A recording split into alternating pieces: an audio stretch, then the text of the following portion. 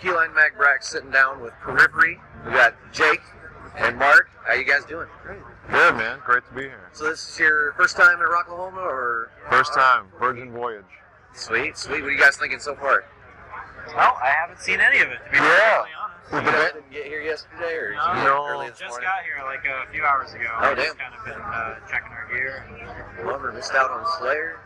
Yeah. We've been intersecting with some of the major rock festivals over the past couple of weeks, so we have fortunately gotten a chance to see some other bands. But now, actually, the band started a bit later here today, so it's Yeah.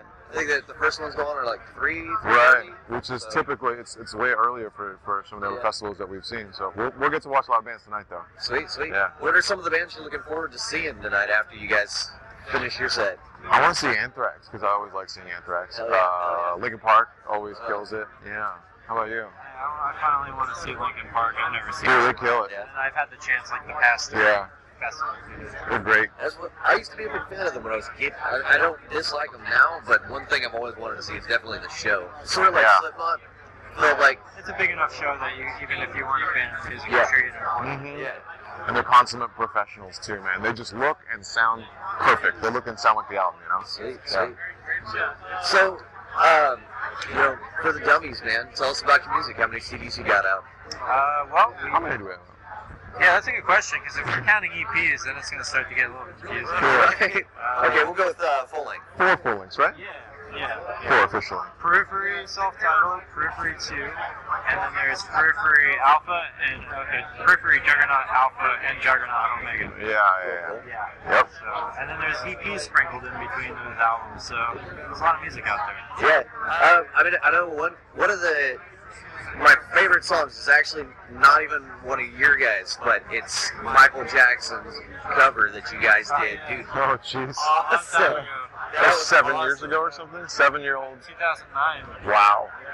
I just thought it was cool, man. You guys got, you keep pretty solid to the main beat, and then you go into that really brutal riff in the middle that you just throw in there, and it just smacks you in the face with what the fuck, and it's awesome. Thanks, man. That was a fun cover. Yeah. And then the Injustice for All one, Yeah. that was really cool too. Yeah, we did that for a video game soundtrack. That was just, they were getting bands doing songs about wartime or war or something, so they asked us, and we're on there with a couple of friends. It's Battlefront, right? Is that what it's called? Homefront. Oh, yeah, Homefront. That's home fries. Sorry. Yeah. But yeah, that's why we did that one. Yeah. We did the other one as a tribute because Michael Jackson obviously passed away. Yeah. That was a good call, man. That was a good, like I said, really good cover. Actually, that was before I joined the band. I remember you guys put that out the day that he died. Yeah. He died in the morning, and then that cover was out at like midnight. Yeah. You guys just get together this morning, or were you working Well, on it prior? It was Misha, our other guitar player, and our singer, and our other guitar player, Alex, at the time. We're all sitting in a restaurant, and they read about him passing away. And they're all like, well, we should do a cover. Let's just go over to Misha's house and do it real quick. They did it, nailed it out. It was cool. It was a really cool cover. That's awesome. One idea in the morning, song by evening. That's cool. That's kind of like the cool part about the way that we work is that we have such cool ways of recording music and drums and stuff that doesn't require like a big trip to the studio, that we can really just like casually write stuff and have it sound like it's somewhat put together. We record ourselves. That's how we go about writing our music. We record everything first, and we demo in that process. Yeah. And then we actually go into a studio when we do an official album. But I mean, we have how many hours of music, Periphery demos, do you think are out I there? don't know, like Hundreds. Yeah, Hundreds of hours of music. It's crazy, man. It's crazy. Oh, Yeah.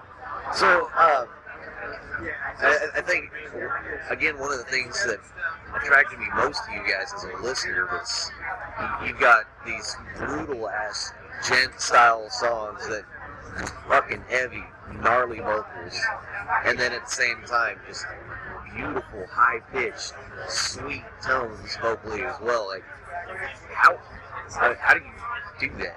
I think the biggest thing is that we have a singer that can do stuff like that and is inspired by that kind of style. Has background in singing it and growing up with it, you know. Did you do like choir or just serious lessons as a kid? know. Not at all. Loved it. I don't know what his. I think he just wanted to be a singer. He used to be a guitar player. He's still a guitar player. I mean, he focused on his singing at one point. He's a guy who practices like no one else I've ever seen in my life. I mean, when I met him years ago, he was just getting into singing, and he was not polished or trained in any way. He was just kind of like a clean slate. But I've never seen anyone work as hard at their craft as Spencer has, our singer. So yeah, it has a lot to do. We're very blessed to have a singer with that kind of range, that kind of diversity. I Yeah. was also inspired with that kind of stuff. It's usually like the singers versus the screamers. They're always at odds, you know. It's hard to find somebody who appreciates both styles and what they bring to the music. Well, and even when you do, you get awesome guys like Howard from Kill Switch that can do some brutal stuff and some beautiful cleans too. But just the vocal range in general, scream-wise, you know, you can only have a good screamer and a good guttural guy. You don't have both, but he seems to be like either one. He's right at home, and then the natural tones of your lower voice, and then he hits notes that most people got to squeeze their balls in a vice to hit. But he does looks that. comfortable doing it. I'm sure he is too. Yeah. Yeah, but like Mark said, he just practices all the time. Sweet. Yeah.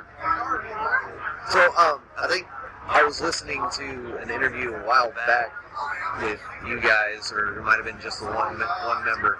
Was one of you guys related to one of the guys from Dream Theater? Oh yeah, that would be me. That was you? Okay.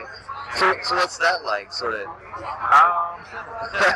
mean, I get asked this question a lot, and it's like, I grew up with my uncle who's John, the guitar player in the band.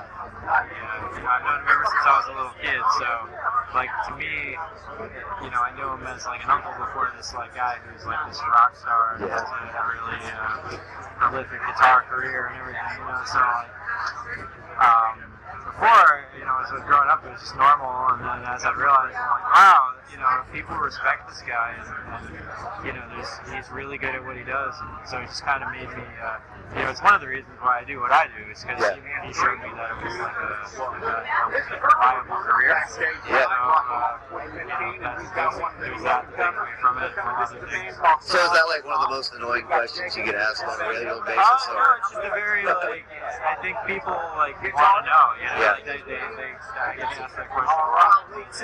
It's cool, you know, I just don't want people to think that Periphery had any free rides because of it, you know. Well, and that's definitely not the case. I mean, I haven't followed it extremely closely to your careers.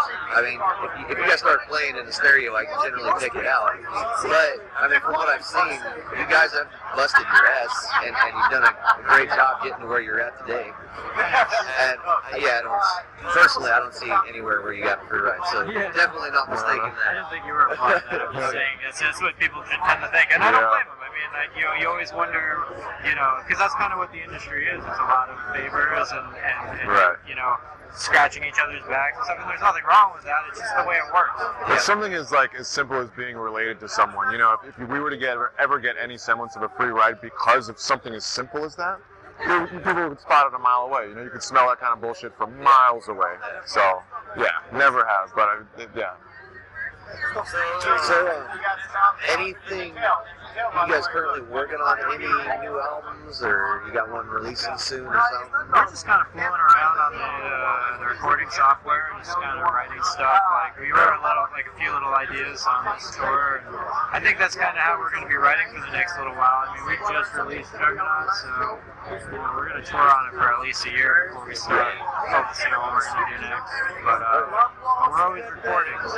And what time you guys setting in today? Just for I thought it was 6:15. 6:15? Yeah, because like I Let me thought double it was 6:45, but I think it's 6:15. Yeah, I think you're right. all right, cool. Again, I want to thank you guys for sitting down with us. Yeah. Thanks, Answer man. some questions. Thanks for having us. I definitely won't be missing your set. Yeah, please don't. Please don't. Just get a photo.